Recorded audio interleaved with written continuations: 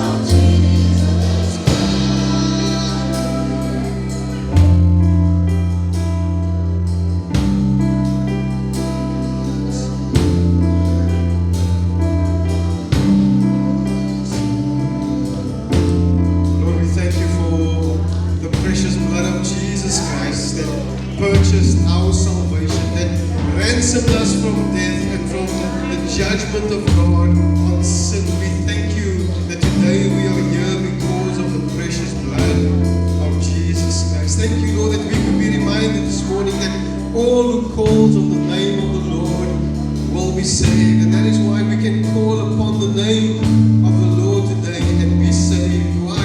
Because of the precious blood of Jesus Christ. We thank you that you shed your blood on the cross for us.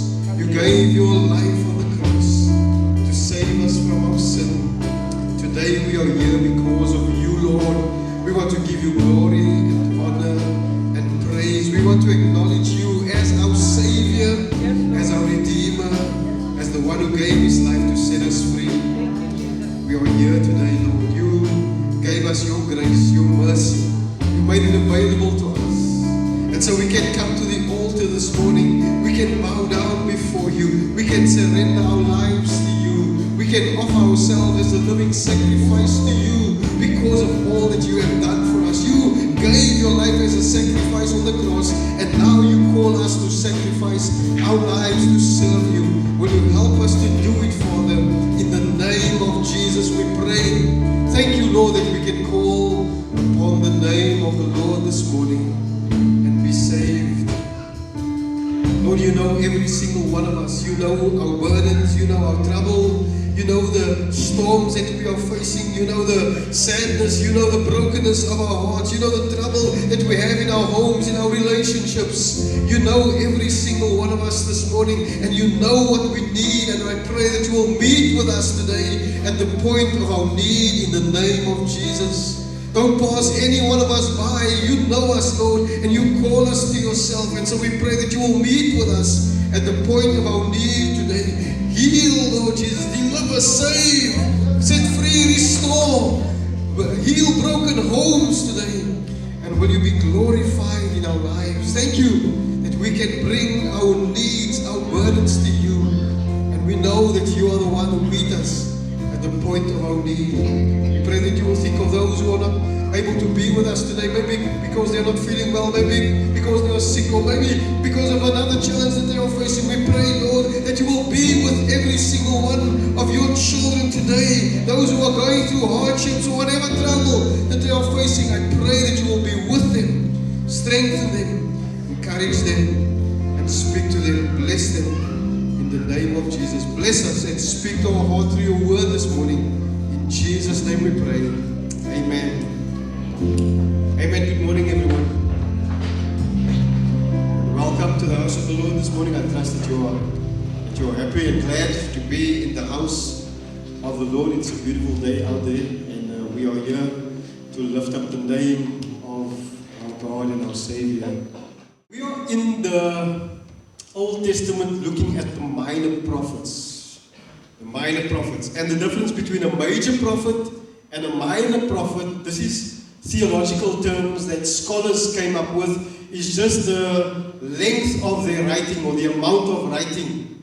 So you'll see the minor prophets, all their books are small, just a few chapters. The major prophets, we have 4. It's Jeremiah, it's Isaiah, it's Ezekiel, and it's Daniel. They have longer chapters. So that's the difference between major prophets and minor prophets. So we are looking today at the minor prophet Joel.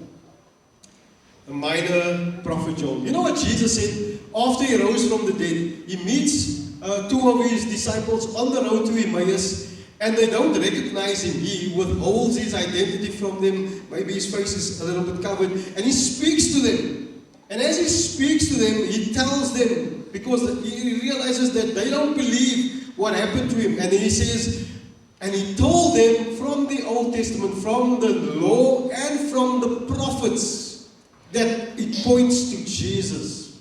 And so when you read the Bible, everything in this Bible points us to Jesus. That is the purpose of reading the Bible, that we find Christ in the Bible. Now that's very important, because sometimes we put ourselves in the Bible. Right? Christo's favorite verse that he likes to challenge people on is Jeremiah 29 verse 11. He tells them regularly, it's not about you. Because it's not about you. Jeremiah 29 verses 11. I know the plans I have for you. Who's he speaking to? He's speaking to the Israelites who's in a foreign country as prisoners of war in a foreign country. And he says, in that foreign country, build houses, plant gardens, get married, have children. For I know the plans I have for you, declares the Lord. Plans to prosper you and not to harm you, to give you a hope and a future. He's speaking to those people who have lost hope in a foreign country, that they will have hope. So sometimes we put ourselves in the Bible, but the Bible is not about us, it's about Jesus. Remember that. So, last week we didn't really speak about what a prophet is, so I just want to remind you very briefly, what is a prophet? According to Robert Mulligan, theologian, he says a prophet is one who, under the influence of the Holy Spirit, speaks the words and the thoughts of God, whether they relate to the past, to the present, or to the future. So it's one under the influence of the Holy Spirit. He speaks the words and the thoughts of God. He speaks on behalf of God. Now today we have prophets who say, God told me to tell you, or God told me to say this or to say that. In the Bible, a prophet had a specific designation. He was either called a prophet or a seer or a man of God or a servant of God or a messenger of Jehovah or a watchman or a preacher of righteousness. So prophets used to regularly go out and preach the word of God. How do we test a prophet today? The people that call themselves prophets today. And even in the Old Testament, how were people tested as prophets? Or in the Bible? Well, we have to ask this question. Does the prophet recognize Jesus Christ as God in human form? That's what John says, that prophets, there are false prophets who go out into the world and they deny that Christ came in human form. Or they deny that Christ is God.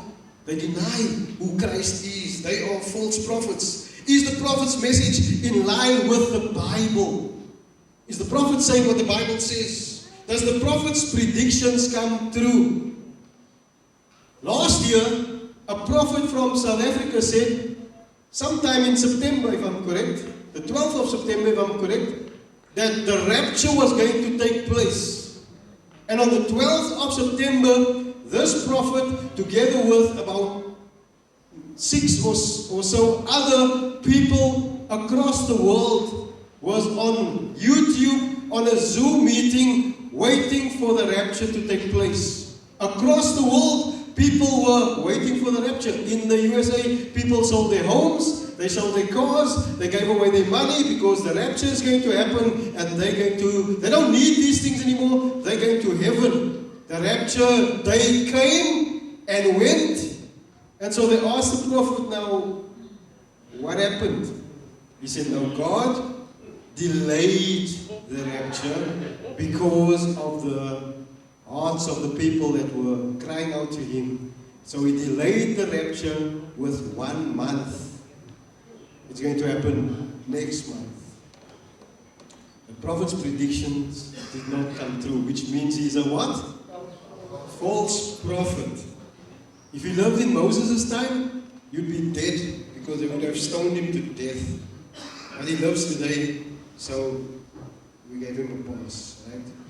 But he's from South Africa. And so, like a couple of weeks later, he was there again. I don't know what, I haven't followed the story since then, but this is what prophets do.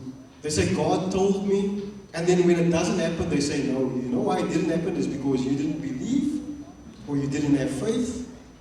Did God know that you wouldn't believe before he told the prophet? Does God know all things? Did he know that if he's going to tell you something that you are not probably going to believe it? But God's predictions does not depend on your faith or your belief. It depends on him. And what he says always comes true. Does God know how people are going to respond when he gives them something? When he tells them something? He knows. So we have a lot of prophets today. They are false prophets. They lie. Is the prophecy given to strengthen the church? That's how you test a prophet. Does the prophet subject himself to church leaders? That's the New Testament standard. Is he willing to follow the guidelines or the guidance of the leaders in the church? Does the prophet's life follow biblical patterns? So that's how we test prophets today. But that's not what I want to speak to you about, just for you to remember what a prophet is. We are looking at the prophet Joel. He's also called the prophet of Pentecost. The prophet of Pentecost. Now the date of Joel is also uncertain. Last week we looked at Obadiah. His date is uncertain. The date of Joel is also uncertain. It could be probably around 830 BC. 830 years before Christ stepped into the world. Joel writes this in Joel 3 verse 16. He says, "And Yahweh rose from Zion and gives forth his voice from Jerusalem. And the heavens and the earth quake, but Yahweh is a refuge for his people and a strong defense to the sons of Israel." A couple of years later, we see that the prophet Amos ministered around Amos's date is 755 BC. We know when Amos ministered, but we're not sure about Joel. But Amos seems to quote Joel. In Amos 1 verse 2 he says, "And he said, Yahweh rose from Zion." Joel said, Yahweh rose from Zion. In verse 16 of chapter 3. "And from Jerusalem he gives forth his voice." Joel said, "and gives forth his voice from Jerusalem." So it seems as if Amos is quoting the prophet Joel in his prophecy. But the evidence for when Joel wrote this prophecy is not conclusive. So we are just taking a calculated guess as scholars or as theologians around when Joel could have written this prophecy. So who is Joel? His name means Jehovah is God. Jehovah is God. It is amazing that every prophet's name relates to God. If you read the Old Testament, every prophet's name relates to God. Jehovah is God. He lived in Jerusalem. He was most likely a priest who ministered in the temple. And his message is to Judah, or the southern kingdom. The kingdom of Israel was split into two. We have the northern kingdom, they have the 10 tribes, and we have the southern kingdom, they have the 2 tribes, it's Judah and Benjamin.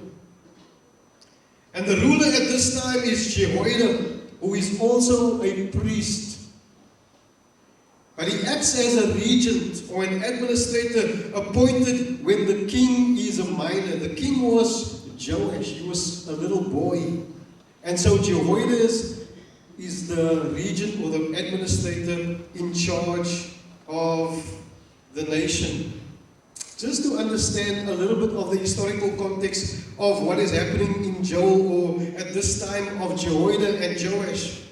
So 2 Kings chapter 11 verse 1 says, "Now Athaliah, the mother of Ahaziah," so the king at that time was Ahaziah, and he died, "saw that the son had died. So she rose and caused all the royal seed to perish." The royal seed refers to all the rest of the sons of the previous king. She put all of them to death. But Jehosheba, the daughter of King Joram, the sister of Ahaziah, took Joash, the son of Ahaziah, and stole him from among the king's sons, who were being put to death, and put him and his nurse in the bedroom. So they hid from Athaliah, and he was not put to death. So he was hidden away with her in the house of Yahweh for 6 years, while Athaliah was reigning over the land. Now in the 7th year, so for 6 years he's hidden, and in the 7th year he's going to make his appearance, but Jehoiada the priest is going to bring him and to present him to the nation. Now in the 7th year, Jehoiada sent for and took the commanders of hundreds of the Kerites and of the guard, and brought them to him in the house of Yahweh. Then he cut a covenant with them, and had them swear in the house of Yahweh, and showed them the king's son. Now, I'm not going to go into the whole story of what happens there, but this is the context in which Joel most likely is ministering. The nation is having a national crisis. You see, God's plan for Israel was when they came from Exodus, He told them, you're going to get to the land the promised land, and you're going to request for a king, and you must appoint a king from among the brothers. He didn't. He said, the king is going to be a male. It's going to be a king, not a queen. Athaliah is going against God's plan and doing something that God did not intend for the nation to do. It is a national crisis. The country is in trouble. If you read Isaiah chapter 3, the Bible says that there were times in the history of the nation of Israel where God allowed children to rule and women to lead. It was not a sign of God's blessing over the nation. It was a sign of God's judgment over the nation. That He removed the men who did not step up, who did not do what God called them to do. The men who were not setting the examples, He would remove them. And He would allow a crisis.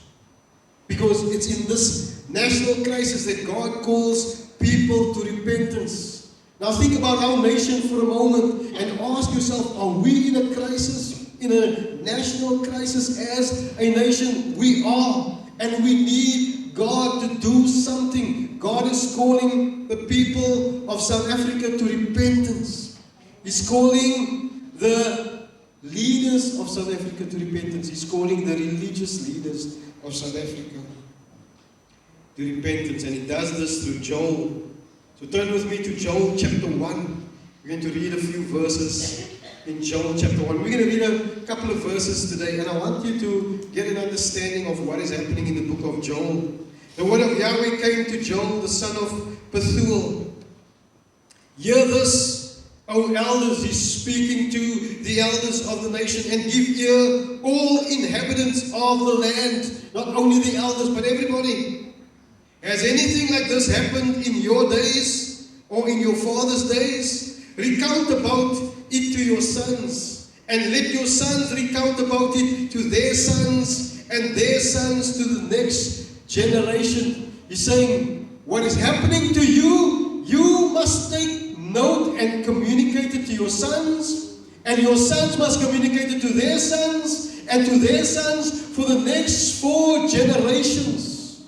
For generations, you need to communicate what God is doing to this nation. What the gnawing locust has left, this is what is happening. What the gnawing locust has left, the swarming locust has consumed. And what the swarming locust has left, the creeping locust has consumed. And what the creeping locust has left, the stripping locust has consumed. Whatever the previous locust left, the next locust has consumed. God sent His locust army into the nation. Awake, drunkards, and weep, and wail, all you wine drinkers, on account of the sweet wine that is cut off from your mouth. These people were living rebellious lives away from God. God is reminding them. He's stripping away everything. They are losing everything, and they're not paying attention. Why?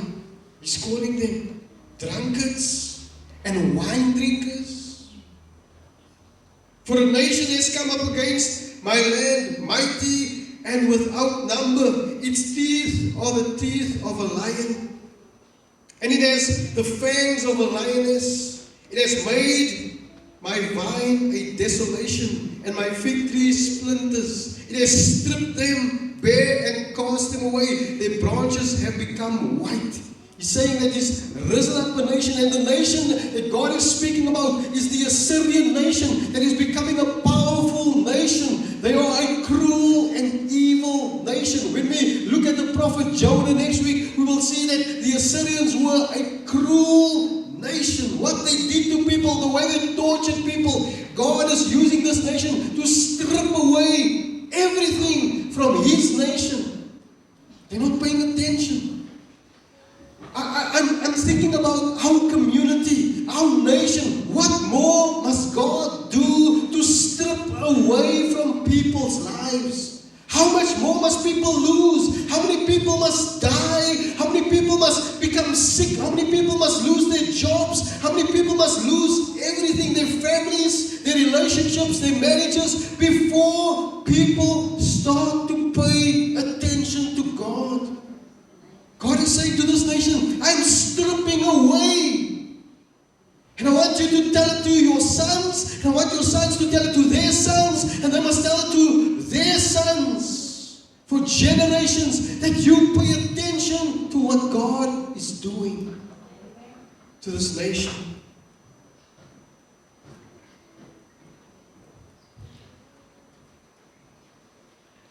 He says in verse 8, he says, wail like a virgin girded with sackcloth for the bridegroom of her youth. The grain offering and the drink offering are cut off from the house of Yahweh. The priests mourn, the ministers of Yahweh. The field is destroyed, the land mourns. For the grain is destroyed, the new wine dries up, fresh oil fails.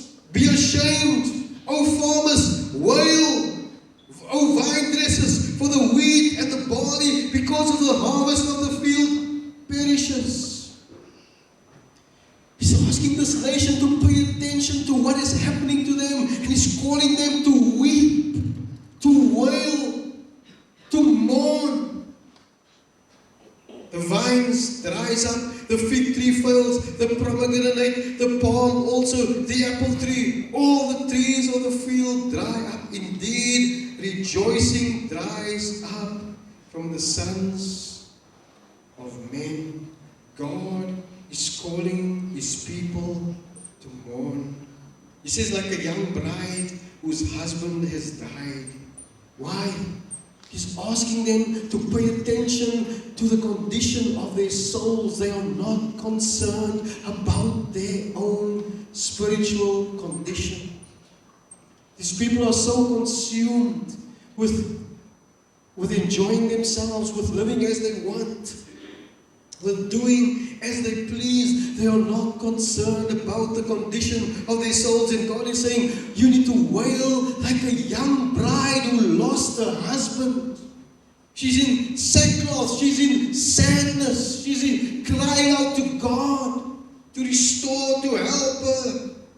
He says, the priest, you should mourn. You are the ministers of Yahweh. Why? Because the grain offering and the drink offering are cut off from the house of Yahweh. God says He's not interested in these offerings. He's cutting it off.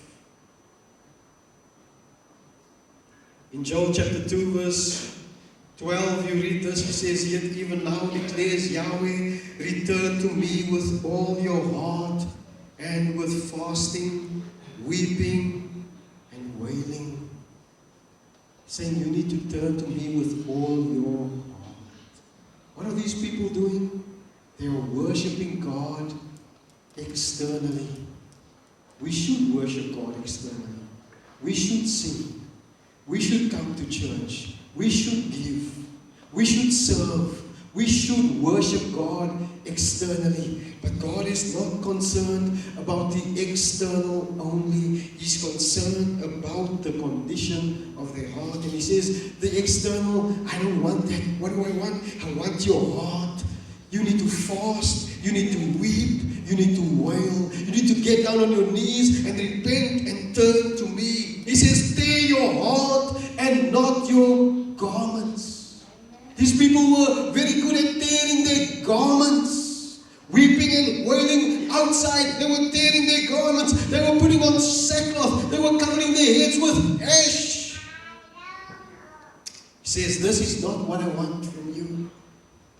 Tear your heart, not your garments. Now return to Yahweh your God, for He is gracious and compassionate, slow to anger, abounding in loving kindness, and relenting concerning evil.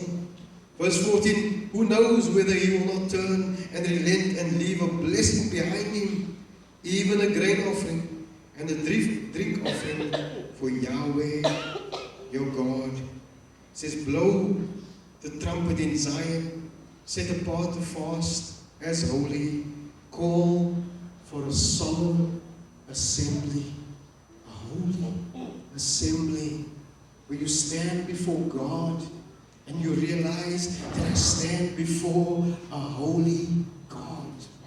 I'm unworthy, I'm unrighteous, I'm a sinful man, and I stand in the presence of a holy God. I don't deserve God's grace, God's righteousness, God's compassion, God's being slow to anger. I don't deserve it. God's abounding in loving kindness. I don't deserve it. But I stand before God in a solemn assembly. He says, gather the people, set apart the congregation as holy, assemble the elders, gather the infants and the nursing babies, everyone from the old to the young, everyone needs to come and repent. Stand before God. Let the bridegroom come out of his room and the bride out of her bridal chamber. Let the priests, the ministers of Yahweh, weep between the porch and the altar, and let them say, pity your people, O Yahweh, and do not make your inheritance a reproach, a byword among the nations. Why should they say among the peoples, where is their God? Where is their God?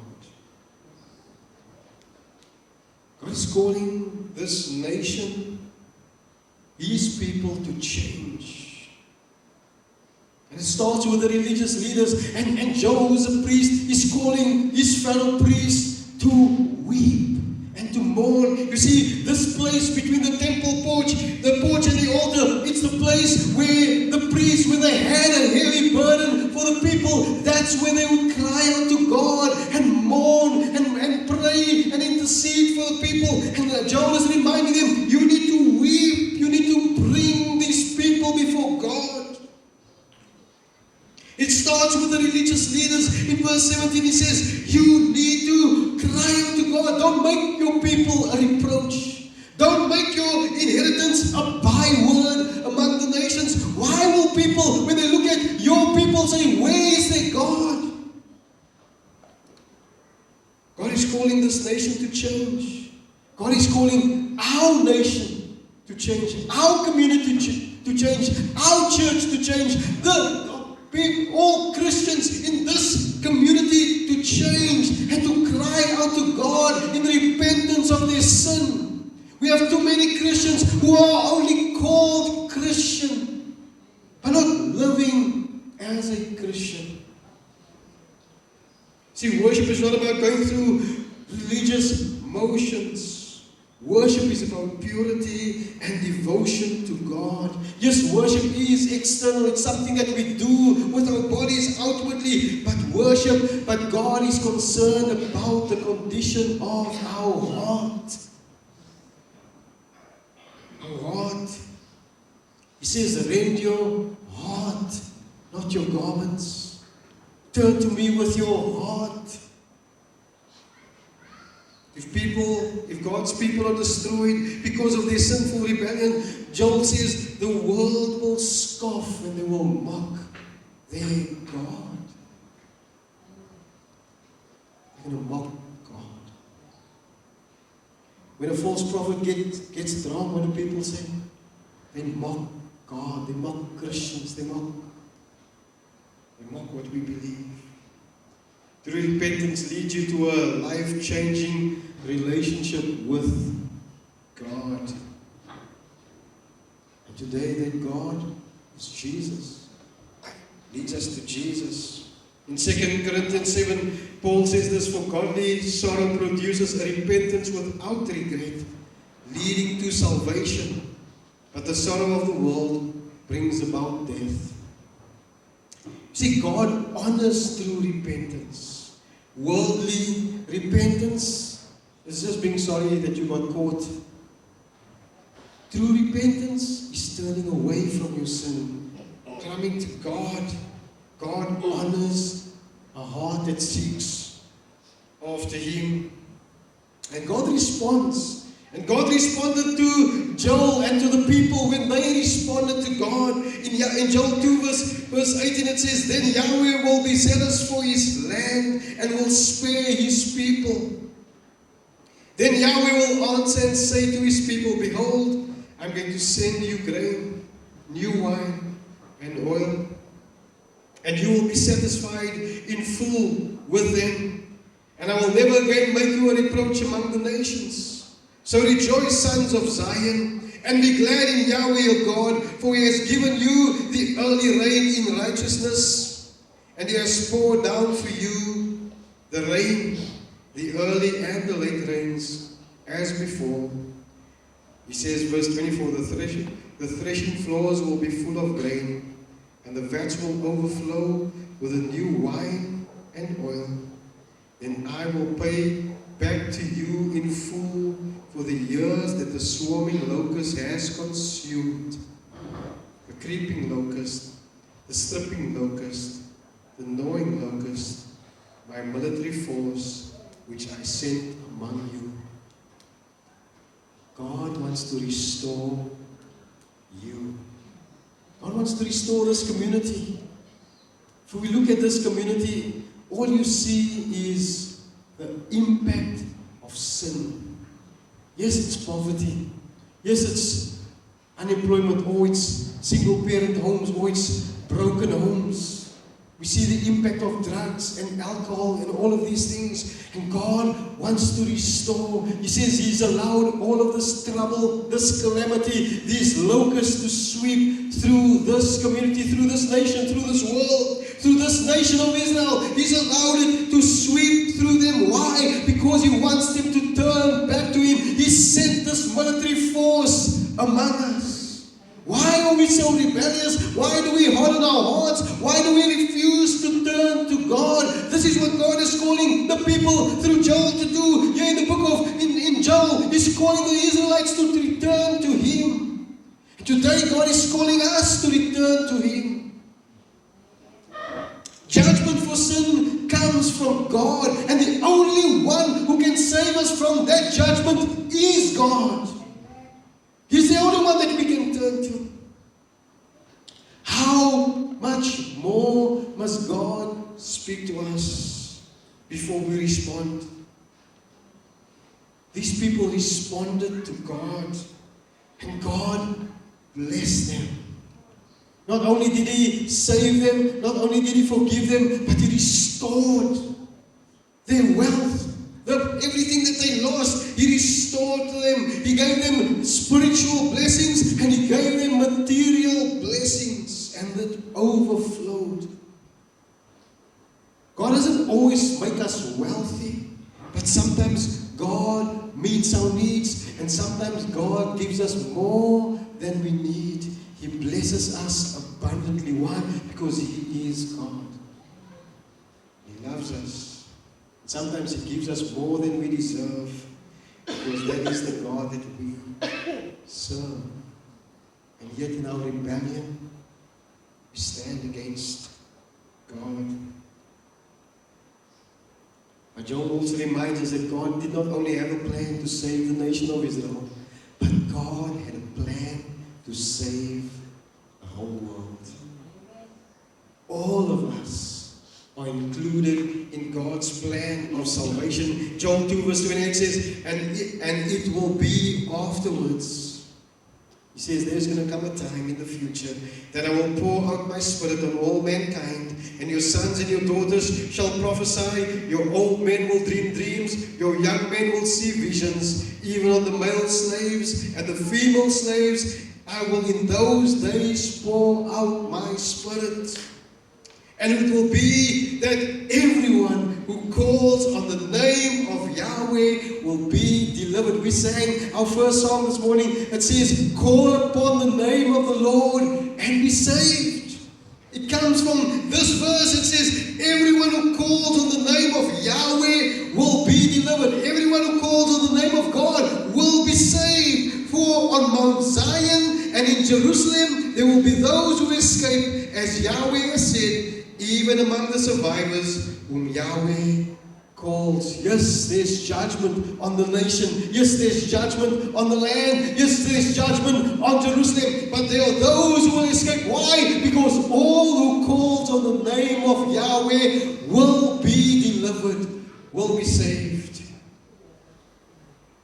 In Acts chapter 2, we see that thousands of Jews on the day of, or for the feast of Pentecost, Jews and Gentile proselytes, the Gentile converts to Judaism, they come to Jerusalem to celebrate the feast of Pentecost, or the feast of the harvest. They celebrate that God has blessed them. God has blessed them. They come from many different lands. And when the Holy Spirit was poured out on the day of Pentecost, many of them heard in their own language the disciples declare the wonders of God. And when everybody's ready to listen to Peter, Peter speaks to them. And in Acts 2 verse 38, Peter said to them, repent each of you and be baptized in the name of Jesus Christ for the forgiveness of your sins. And you will receive the gift of the Holy Spirit, for the promise is for you and your children and for all who are far off, as many as our Lord our God will call to himself. You see, God calls us, and then we call him. If he calls us and we hear his voice, we call out to him.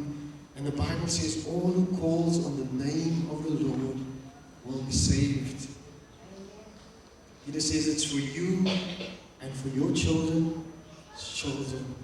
Same promise that God made to Joel. Communicate this message not only to your sons, but that they will communicate to their sons and to their sons. And for generations, that they will know that this is what God will do and God is able to do. If we repent from our sins, God will bless us. God will save us. God will deliver us. And all who call on the name of the Lord will be delivered, will be saved. All people are included in the blessing of salvation.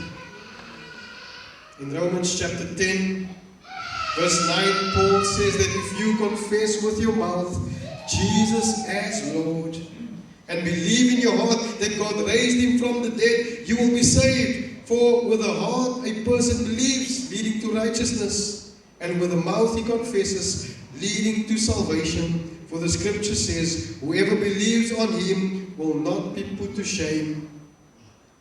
And then he says this, for there is no distinction between Jew and Greek, for the same Lord is Lord of all, abounding in riches for all who call on him.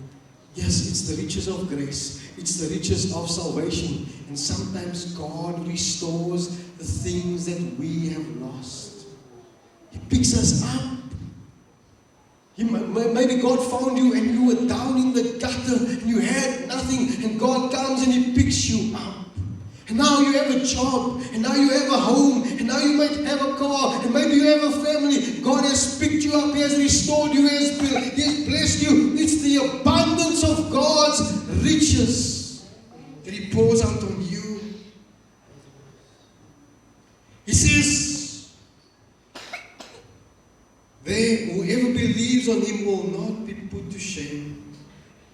He says, for there is no distinction between Jew and Greek, for the same Lord is Lord of all, abounding in riches for all who call on him. And then Paul quotes from Joel chapter 2 verse 32. He says, for whoever calls on the name of the Lord will be saved. Paul is saying that this name is Jesus. That's the name. He says that you must call on. That name is Jesus. All who calls on the name of Jesus will be saved. In fact, Peter says, further in Acts 2, he says that there is no other name given under heaven by which we can be saved, but through the name of Jesus. All who calls on the name of the Lord will be saved. And then he says this, Paul says this in verse 17 of Romans chapter 10. He says, so faith comes from hearing, and hearing by the word of Christ. This is how your faith is built. When you hear the message, when God speaks to you through his word, that's how you believe. That's how your faith grows. And that is how your life is transformed. Faith comes by hearing, and hearing by the word of Christ. Are you ready to respond to God when he calls you to repentance? Because he's calling you. He's calling you.